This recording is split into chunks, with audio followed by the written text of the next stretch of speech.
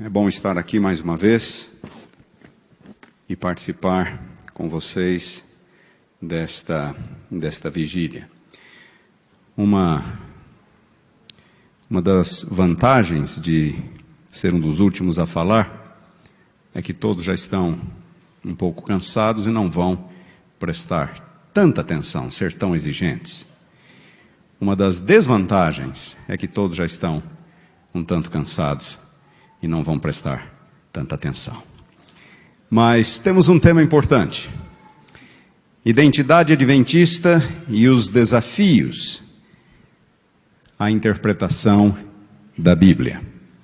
Eu gostaria de iniciar minhas considerações lendo um versículo de João. Evangelho de João, capítulo 17, versículo 17. Um texto muito conhecido. Jesus, em sua última oração,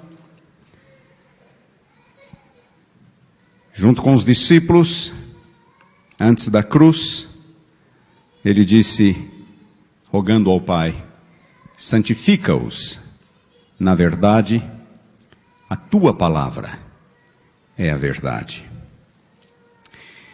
Há uma determinada denominação religiosa que surgiu assim. Seu líder teve uma visão de Deus o Pai e de Jesus Cristo. 3 anos mais tarde, ele encontrou umas placas de ouro escondidas. E então, com a ajuda de um anjo, ele traduziu estas placas de ouro. E este conteúdo se tornou o livro principal desta denominação. Eles usam a Bíblia, mas sob as lentes deste livro. Não foi assim com a Igreja Adventista. Certa vez, alguns anos atrás, recebi a visita de um pastor evangélico que veio passar o sábado com sua família conosco. À tarde, ao conversarmos um pouco, falávamos sobre o princípio evangélico, o princípio protestante da sola escritura, só a escritura, ou pela escritura somente. E então este pastor evangélico disse: mas vocês não acreditam neste princípio, acreditam? Eu falei: claro que acreditamos, claro que nós seguimos este princípio. E a pergunta dele seguinte foi: e quanto a Ellen White? Em resposta a esta pergunta, eu mostrei uma citação de Ellen White que aparece no livro Mensagens Escolhidas, volume 1, página 416. Eu gostaria de compartilhar esta citação de Ellen White com vocês. Mensagens Escolhidas, volume 1, página 416. Vocês não estão podendo ver aqui? Já está. Muito bem. Diz a senhora White: é a última citação do Mensagens Escolhidas, volume 1. A Bíblia. E a Bíblia tão só deve ser nosso credo. Nossos próprios pontos de vista e ideias não devem controlar nossos esforços. O homem é falível, mas a palavra de Deus é infalível. Ergamos o estandarte no qual está escrito a Bíblia, nossa regra de fé e disciplina. Este pastor evangélico, amigo meu, ficou pasmo. A própria Ellen White dizendo isso de forma tão clara e incisiva, a Bíblia e a Bíblia tão só. Na verdade, queridos, Ellen White sempre reconheceu e afirmou a autoridade das Escrituras. Já em seu primeiro livro, em 1857, ela declarou: como é que eu faço esse controle funcionar? Eu preciso apontar para algum lugar em particular? Para onde? Para cá. Não está indo. Eu vou precisar de ajuda deles lá atrás para passarem os slides para mim. Muito bem.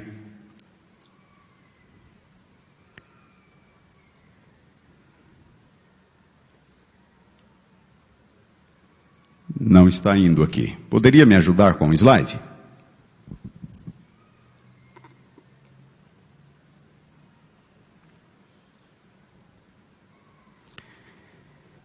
Seu primeiro livro, 1857, Primeiros Escritos, página 78, a senhora White escreveu: recomendo-vos, caro leitor, a palavra de Deus, como regra de vossa fé e prática.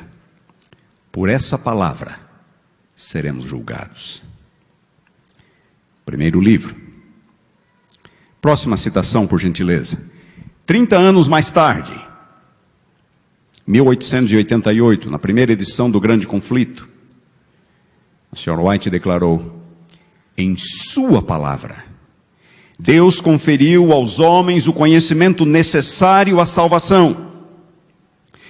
As Santas Escrituras devem ser aceitas como autorizada e infalível revelação da sua vontade. Elas são a norma do caráter, o revelador das doutrinas, a pedra de toque da experiência religiosa. Grande Conflito, página 9.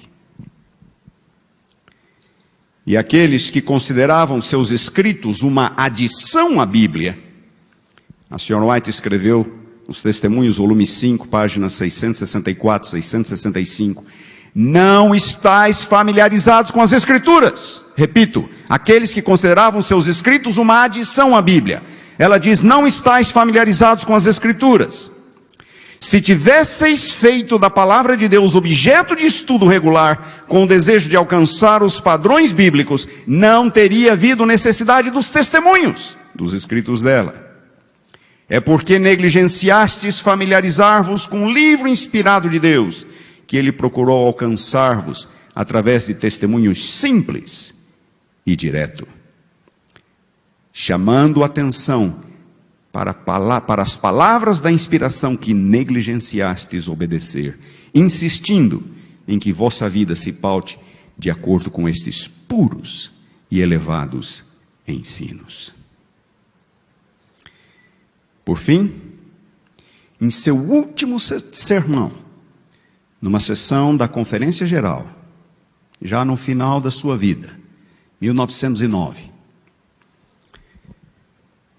a senhora White prega o sermão, e então ela se dirige até a cadeira. Antes de chegar, ela volta ao púlpito, levanta a Bíblia, e ela diz: irmãos e irmãs, recomendo-vos este livro. Ellen White jamais mudou sua opinião sobre a centralidade e a singularidade da Bíblia. Numa das minhas Bíblias, eu tenho na contracapa uma citação impressa de Ellen White, Grande Conflito, página 595, onde ela diz assim: Deus terá sobre a terra um povo que mantenha a Bíblia, e a Bíblia só, como norma de todas as doutrinas e a base de todas as reformas. As opiniões de homens ilustres, diz ela, as deduções da ciência, os credos ou as decisões dos concílios eclesiásticos, tão numerosos e discordantes como são as igrejas que representam a voz da maioria, nenhuma dessas coisas, diz ela, nem todas em conjunto, deveriam considerar-se como prova, ou em favor ou contra qualquer ponto de fé religiosa. Antes de aceitar qualquer doutrina e preceito, devemos pedir em seu apoio um claro assim diz o Senhor. Grande Conflito, 595. Por que eu estou dizendo isto? Não é porque cremos no ministério profético de Ellen White que vamos abrir mão da singularidade e da centralidade da Bíblia. Talvez ninguém tenha articulado mais, tenha falado mais e com tanta clareza sobre a singularidade da Bíblia, a importância da Bíblia, como nossa regra de fé e prática nos meios adventistas, como a própria Ellen White. Uma luz menor, diz ela, sobre si mesma, para conduzir homens e mulheres a uma luz maior, a palavra de Deus. E sempre foi assim, desde o início do movimento millerita. Guilherme Miller, antes um leitor ávido de obras deístas, filosóficas, após a sua conversão em 1816, se tornou basicamente o homem de um livro apenas, e este era a Bíblia. Na época da sua conversão, ele disse: as Escrituras se tornaram o meu deleite, e em Jesus eu encontrei um amigo. As Escrituras se tornaram o meu deleite. Anos mais tarde ele escreveu a um jovem ministro: você deve pregar a Bíblia. Guilherme Miller: você deve pregar a Bíblia. Você deve provar todas as coisas pela Bíblia. Você deve falar da Bíblia, exortar pela Bíblia, orar sobre a Bíblia, amar a Bíblia e fazer tudo o que puder para que outros também amem a Bíblia. Guilherme Miller adotou alguns princípios de interpretação que sempre foram parte do legado da Reforma Protestante. Os adventistas herdaram o princípio da sola Escritura e como interpretar a Bíblia corretamente. Um dos princípios utilizados por Guilherme Miller era o da tota Escritura, ou seja, toda a Escritura. Nenhuma parte da Bíblia deve ser sobrevalorizada, nenhuma parte deve ser subvalorizada. Toda a Bíblia representa a palavra de Deus. Ele também dizia que a Bíblia deve ser estudada com diligência e fé. Sim, estamos pisando em terreno santo. Como Deus disse a Moisés junto à sarça ardente: tira as sandálias dos seus pés, porque o lugar em que estás é terra santa. Assim também ao nos aproximarmos da Bíblia, com fé e diligência. Deus vai iluminar aquele que assim o faz. Deus vai ajudá-lo a entender a sua palavra. Outra ênfase de Guilherme Miller: estudar tudo o que a Bíblia diz sobre determinado assunto, tudo. Comparar passagem com passagem. Se o resultado for harmônico, sem contradição, então não tem como estar errado. E também a Bíblia deve se interpretar a si mesma. Nós conhecemos isto. Não há nenhum mistério aqui, não há nenhum segredo aqui. É o legado protestante. O legado dos reformadores. E assim foi com todos os nossos pioneiros. Tiago White, em 1847, escreveu: a Bíblia é uma revelação perfeita e completa. Ela é a nossa única regra de fé e prática. A Bíblia. Eu poderia continuar citando, mostrando citações de nossos pioneiros. Doutrina do santuário. Algumas pessoas nos acusam de termos uma doutrina baseada em Ellen White, não na Bíblia. Claro que Ellen White escreveu muito sobre o santuário, como ela escreveu muito sobre a cruz, como ela escreveu muito sobre o amor de Deus. Mas a doutrina do santuário é perfeitamente, completamente bíblica. E um detalhe curioso: alguns autores protestantes têm redescoberto esta doutrina. Eu poderia citar alguns nomes, como o de David Moffat, que começou a escrever recentemente e chegou a uma compreensão, ainda em processo, muito próxima daquilo que nós acreditamos sobre a doutrina do santuário.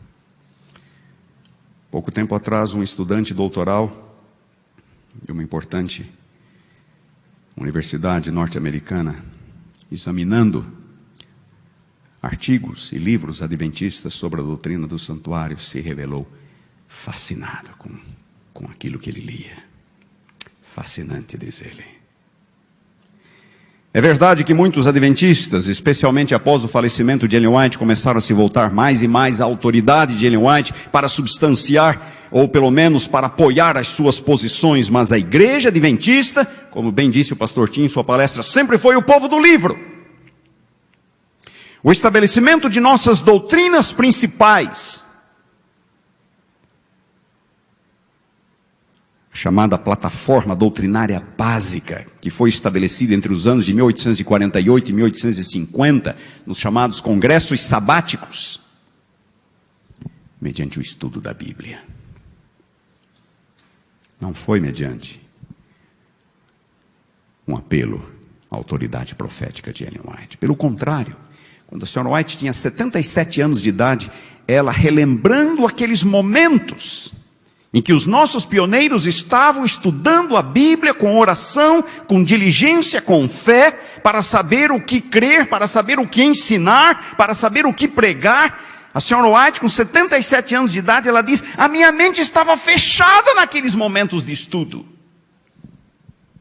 Ela só podia falar daquilo que lhe havia sido mostrado, nada mais. Ela não podia clarificar, não podia explicar, não podia ampliar, não podia nem mesmo participar ativamente das discussões. Diz ela, esta foi uma das maiores tristezas da minha vida. E ela diz que a mente dela permaneceu naquele estado até que todos os pontos doutrinários da nossa fé fossem estabelecidos. Primeiros Mensagens Escolhidas, volume 1, páginas 206 e 207. Cremos o que cremos, mediante como resultado de um estudo diligente das Escrituras Sagradas. Após a morte de Ellen White, os primeiros desafios, não que não houve desafios antes, mas os primeiros desafios logo após a morte dela em 1915, forças fundamentalistas, então em operação no mundo evangélico, começaram a se manifestar fortemente no seio do adventismo. Conceitos como inspiração verbal, como se a Bíblia fosse resultado de um ditado de Deus, como se a Bíblia fosse absolutamente inerrante em todos os assuntos que ela toca. Uma interpretação literalista de cada detalhe da Bíblia e o uso de Ellen White de uma forma que compromete o princípio da sola Escritura. A defesa de pontos como perfeição moral, teologia da última geração e outros. Tais ênfases ainda estão fortemente enraizadas em alguns círculos. E então, cerca de 50 anos atrás, década de 1970, a ênfase oposta. Se no início tivemos problemas com o fundamentalismo, mais tarde teríamos problemas com o liberalismo. Esforços para diminuir a autoridade da Bíblia. A Bíblia, sendo vista como algo culturalmente, historicamente condicionado, ela não fala para nós hoje. A ciência deve ter prioridade sobre a Bíblia. A cosmovisão bíblica é primitiva e não serve para nós hoje, que vivemos sob a mentalidade científica. E o cristianismo é mais uma religião de apelo ético, amor, do que moral, obediência. Algumas ênfases liberais. Em meu último sermão no NASP, Engenheiro Coelho, 4 anos atrás, 2017, falei exatamente sobre esses dois extremos, liberalismo e fundamentalismo. Usei a seguinte expressão: não ir além do que está escrito, não ficar aquém do que está escrito. A minha ênfase foi mais no fundamentalismo. Mas hoje eu gostaria de enfatizar um pouco o outro lado, o lado do liberalismo. O liberalismo cristão, em essência, nega a autoridade da Bíblia e busca interpretá-la com base no conhecimento moderno, na ciência. Enfatiza a importância da razão acima das Escrituras. Coloca a experiência humana como um parâmetro para se interpretar a Bíblia, para se definir o que é certo, o que é errado, o que é necessário e o que não é. Não é o que está escrito, é a experiência humana, é a razão humana, é a ciência, é o tempo em que vivemos. Como regra, o liberalismo teológico não crê no sobrenatural. Milagres não ocorrem, isso aqui tudo é simbólico. Não existe inspiração, não existe revelação. A Bíblia é apenas um livro humano, um livro antigo, como qualquer outro livro da antiguidade. E, portanto, deve ser lido e interpretado como qualquer outro livro da antiguidade. Não há uma verdade única. Pluralismo, relativismo, existencialismo. A ênfase é mais na pregação ética de Jesus, como tratar o próximo, amor, como eu disse, do que na obediência, ou do que nos ensinos morais dos apóstolos, que focam na questão do pecado e da obediência. Pecado, na verdade, não existe para os teólogos liberais. O que existem são pessoas que não receberam uma boa educação, ou não viveram, não cresceram num bom ambiente. O que existem são pessoas más e pessoas boas. Além da doutrina do pecado, o liberalismo teológico abandonou outras doutrinas, como a crença na criação, na encarnação, na ressurreição, no juízo final, na segunda vinda. O que sobra? Pouco ou nada, dependendo do grau do liberalismo. Depende do grau do liberalismo, porque nem todos são iguais, ou exatamente iguais. Nem todos defendem exatamente os mesmos pontos. Há algo em comum. Existem aqueles liberais que são mais selvagens. Eles não estão nem aí. Eles dizem abertamente que não creem na Bíblia e pronto. A Bíblia é um livro antigo e pronto. Nada mais que isso. Não acreditam no elemento sobrenatural, não acreditam que Deus intervenha na história humana, não acreditam que Deus criou em 7 dias, não acreditam que Jesus seja Deus encarnado, não acreditam. E quando leem algum milagre na Bíblia, dizem, isto é símbolo, são símbolos. Querem dizer outra coisa. Ou isto apenas reflete uma mentalidade primitiva. Eu não me preocupo tanto com estes liberais mais selvagens. Me preocupo mais com um outro grupo, um outro tipo de liberais. Eles são mais dissimulados. Eles ainda querem passar a ideia de que são bons cristãos. Na verdade, eles são aqueles que realmente entendem a palavra de Deus. Eles procuram passar a ideia de que acreditam em Deus, de que respeitam a Bíblia e de que estão preocupados e interessados em religião, mas no fundo, eles não pautam seus ensinamentos pela palavra de Deus, eles torcem a palavra, de acordo com seus interesses, suas opiniões pessoais. Eles mutilam a palavra, pegando aquilo que lhes convém, deixando de lado aquilo que não convém. Relativizam princípios e normas. Defendem bandeiras sociais que não fazem parte do Evangelho, como se fossem a essência do Evangelho. Confundem. Eles não gostam de falar de pecado. Uma vez ouvindo a palestra de um teólogo protestante, ele disse, pecado é uma palavra rançosa e deve ser evitada. Estes liberais dissimulados, eles redefinem o que é pecado, redefinem o que é graça. Na verdade, em última instância, eles acabam criando um Deus à sua imagem e semelhança. A Bíblia diz que no princípio nós fomos criados à imagem e semelhança de Deus. O que eles querem agora é criar um Deus, a imagem aviltada e degenerada do ser humano pecador. Promovem uma religião própria, existencialista, humanista, ditada pela experiência humana, por filosofias humanas, não por um assim diz o Senhor.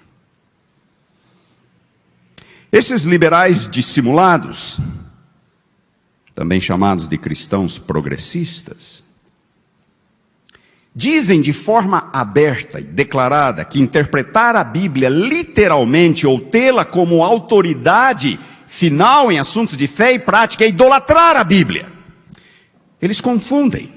A intenção deles é confundir.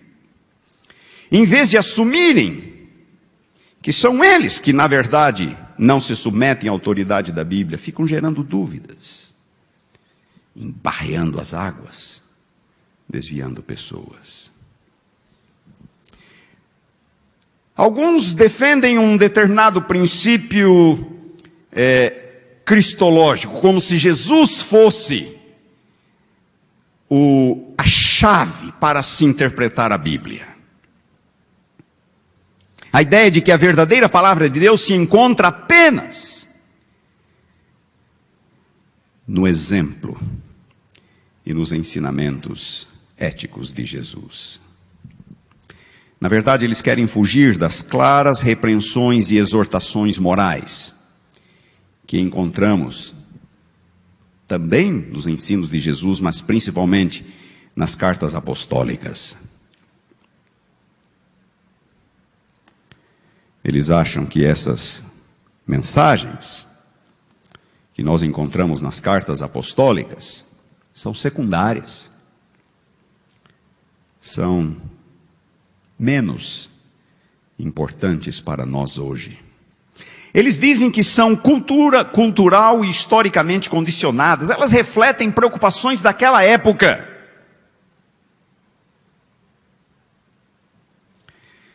É verdade que a Bíblia foi dada num contexto histórico e cultural específico, não há nenhuma dúvida. Mas os ensinamentos bíblicos transcendem cultura ou momento histórico. E a Bíblia fala a todos os povos, a todas as épocas, a todas as culturas. Como Jesus enfatizou o amor, a graça, a bondade, a humildade, a sinceridade, o respeito mútuo, eles querem reduzir o cristianismo a isso. Cristianismo para eles é apenas uma questão ética. E aqui eu gostaria de frisar alguns pontos. Jesus falou de pecado tanto quanto de graça. Jesus não veio apenas para falar de amor, mas para salvar o mundo dos seus pecados. Mateus 1:21. Ele veio para falar de graça, mas para chamar pecadores ao arrependimento. Ele disse que há mais alegria no céu por um pecador que se arrepende do que por 99 justos que não precisam de arrependimento. E todos nós sabemos que arrependimento, pela Bíblia, é mudança de vida. Não é apenas tristeza pelo pecado, é mudança de vida. Jesus falou daqueles que blasfemam contra o Espírito Santo e por isso são réus do pecado eterno. Ele acusou muitos de sua geração de serem adúlteros e pecadores. Ele foi apresentado como o Cordeiro de Deus que tira o pecado do mundo. Ele disse que todo que comete pecado é escravo do pecado. Ele disse que aqueles que não se arrependessem morreriam em seus pecados. Disse que o Espírito Santo viria para convencer o mundo do pecado, da justiça e do juízo. Ele perdoou uma mulher pecadora, mas também disse a ela: vai, não peque mais. Não, Jesus não foi omisso em relação ao pecado. Jesus falou e falou muito e falou claramente sobre o pecado que existe no coração humano, que avilta e que degrada. Segundo ponto, Jesus reconheceu plenamente a autoridade das Escrituras de seus dias. Se é para ter Jesus como nosso modelo, então vamos ver a postura de Jesus frente às Escrituras, e nós conhecemos. Não pensem que eu vim revogar a lei e os profetas. Eu não vim para revogar, eu vim para cumprir, disse Jesus. E ele acrescentou: enquanto durarem o céu e a terra, nem um i ou um tio jamais passará da lei, sem que tudo se cumpra. E em seguida ele diz que aqueles que violam mesmo os menores mandamentos, e assim o ensinam aos homens, não entrariam no reino dos céus. Jesus jamais relativizou a importância das Escrituras. Jesus sempre honrou o está escrito. Jesus viveu pela palavra e pregou a palavra. Se é para ter Jesus como nosso exemplo, é isso, é este o Jesus que nós encontramos na Bíblia. Terceiro ponto. É verdade que existem mais ensinamentos morais nas cartas apostólicas do que na pregação de Jesus. Isto é verdade. Mas isto se deve ao fato de que foram os apóstolos que tiveram que lidar com o ingresso de pagãos, ou de ex-pagãos no cristianismo. Jesus pregou a uma audiência essencialmente judaica. Seus ouvintes já de certo modo, conheciam a palavra de Deus e já eram parte do povo do concerto. A bucha de ter que trazer pagãos para a igreja foi dos apóstolos. Eles que tinham que lidar com ex-pagãos, um paganismo idólatra, excessivamente moral. Se eu pudesse, gastaria tempo para descrever para vocês o mundo em que os apóstolos viveram e pregaram. É um grande desfavor à verdade e à causa do Evangelho tentar colocar Jesus em oposição aos apóstolos, como se o que eles tivessem pregado, fosse menos relevante para nós hoje. É claro que a fé cristã tem que ser baseada em Cristo, mas é um grave erro achar que a mensagem de Cristo exclui a mensagem daqueles a quem Ele chamou, ensinou e autorizou a pregar. Uma segunda ênfase dos cristãos progressistas é que a fé cristã não é baseada nas Escrituras, mas apenas inspirada nas Escrituras. Através da Bíblia, é um refrão que ouvimos com alguma frequência. Não é a Bíblia, mas é através da Bíblia. Isso equivale a dizer que, no fim das contas, quem determina o que é certo, o que é errado, o que é verdade, o que é erro, sou eu, não é a Bíblia. Eu apenas uso a Bíblia como referência. Não é, portanto, aquilo que João quis dizer, não é aquilo que Paulo quis dizer, não é aquilo que Isaías quis dizer, mas é o que eu, leitor, quero dizer. É como eu entendo. Essa ênfase não é nova.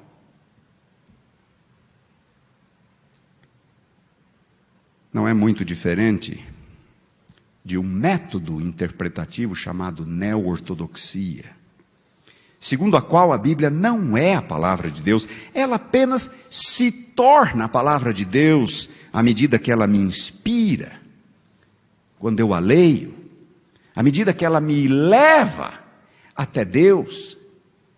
Mas na verdade quem define o que é certo e o que é errado sou eu em minha relação com Deus, não é a Bíblia. A Bíblia apenas é um fator de inspiração. Assim, qualquer um pode acabar defendendo qualquer coisa.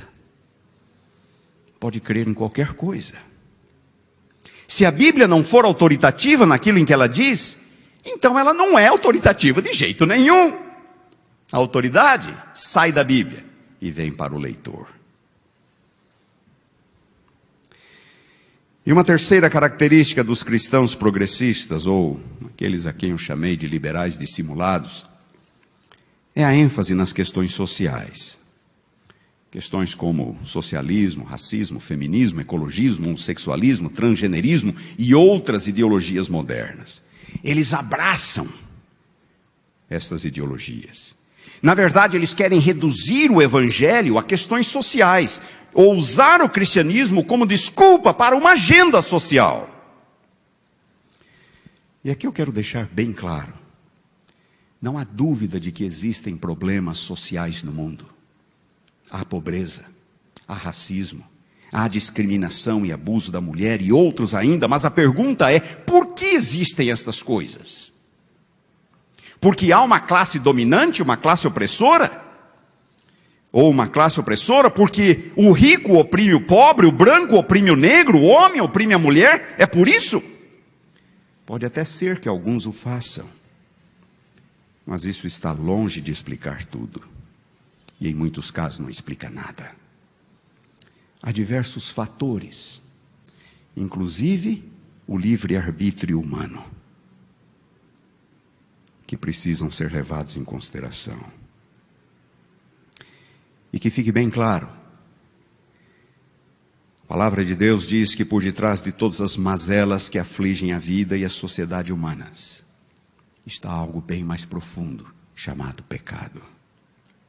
Focar nos ismos, como se eles fossem a solução, é como tentar combater leucemia com aspirina. Pior ainda, por detrás de todos esses ismos, está uma visão humanista, antropocêntrica, é o homem no centro. Na realidade, eles ignoram a Deus, seu projeto criador, o seu plano redentor, e buscam soluções imediatas, aqui e agora. No existencialismo, mudam-se as noções de bem e de mal, de certo e de errado, de justo e de injusto. Por exemplo, a questão da justiça social. Estudem o que é justiça na Bíblia. Justiça é retidão, é harmonia com a vontade de Deus. Isto é justiça.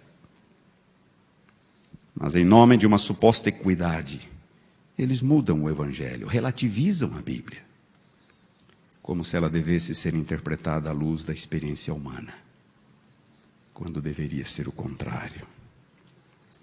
E como essas ideologias têm crescido, somos bombardeados todos os dias, a mídia jornalística de entretenimento, modelos educacionais, entidades de desenvolvimento, setores econômicos, partidos políticos, centros universitários, tudo. Me perguntam às vezes se sou de direita. Bom, definitivamente não sou de esquerda. Já deu para perceber. Mas também não sou de direita. Tampouco de centro. O cristão não é nem de direita, nem de esquerda. O cristão é de cima. Ele pauta sua vida, seus ensinos, pela palavra de Deus. A visão dele de mundo é a visão bíblica. Não são visões, não é a visão ideológica. É triste perceber como o mundo está afetado. Eu citei os centros universitários. E me entristece ver como que algumas instituições adventistas parece que não percebem isto.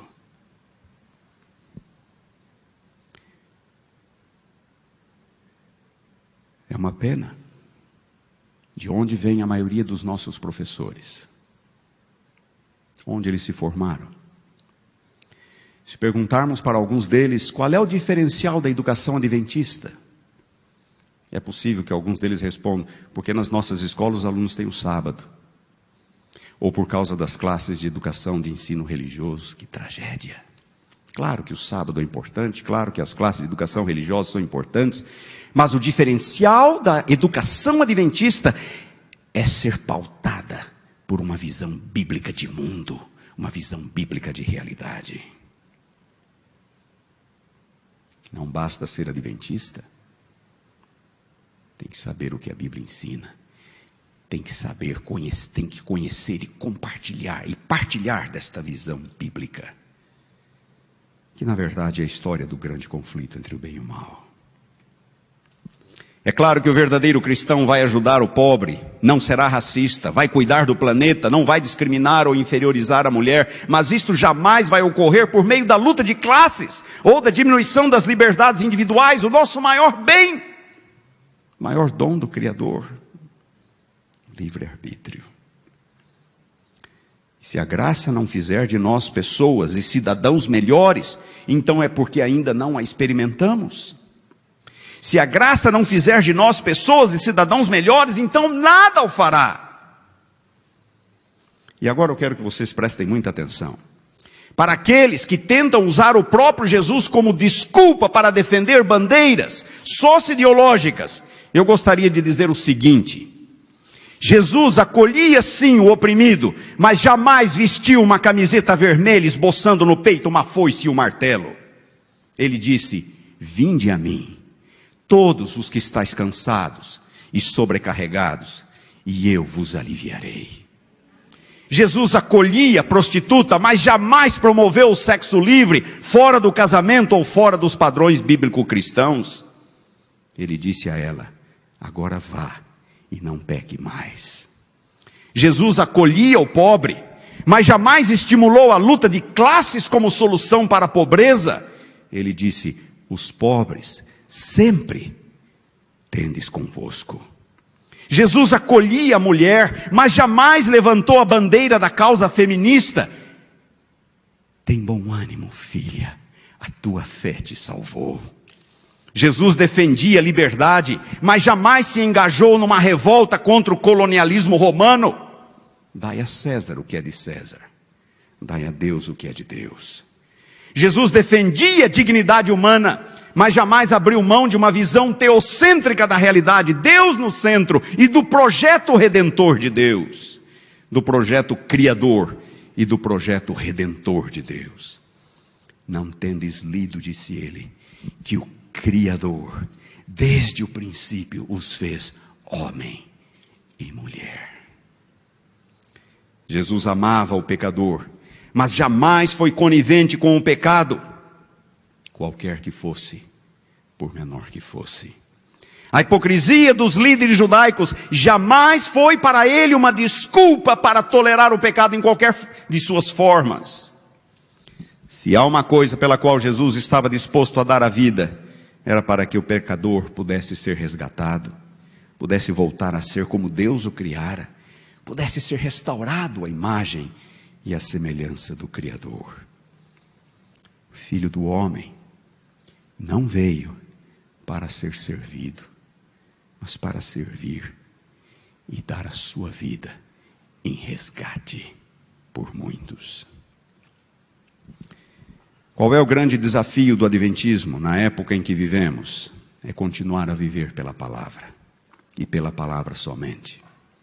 Santifica-os na verdade. A tua palavra é a verdade. Verdade completa, verdade íntegra, evangelho completo, íntegro, uma Bíblia completa, íntegra. O que vem primeiro? Me digam. O que vem primeiro? A incredulidade ou a desobediência? Um testezinho para terminar. O que vem primeiro? A incredulidade ou a desobediência? João capítulo 3. Querem ver a resposta? João capítulo 3. Versículos 19 a 21.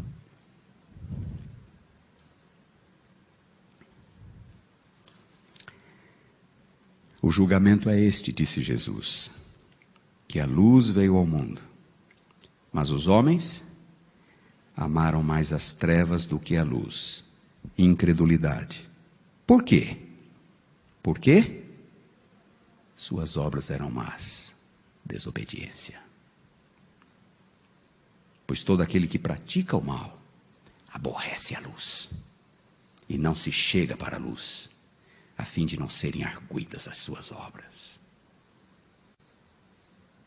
É a desobediência que conduz à incredulidade. As pessoas amam as trevas, suas obras más, seus pecados, e aí não tem outra solução senão tentar torcer, desqualificar, minimizar, diminuir o significado da autoridade bíblica. Pois todo aquele que pratica o mal aborrece a luz e não se chega para a luz a fim de não serem arguidas. Eles não querem ser reprovados pela palavra. Versículo 21, mas quem pratica a verdade aproxima-se da luz, a fim de que suas obras sejam manifestas, porque elas são feitas em Deus. Aquele que pratica a verdade não teme a verdade. Ele vive na presença de Deus. Não tem medo de suas obras serem julgadas pela autoridade da verdade da palavra. Que Deus nos abençoe. Que possamos continuar fazendo da Bíblia nossa regra de fé e prática.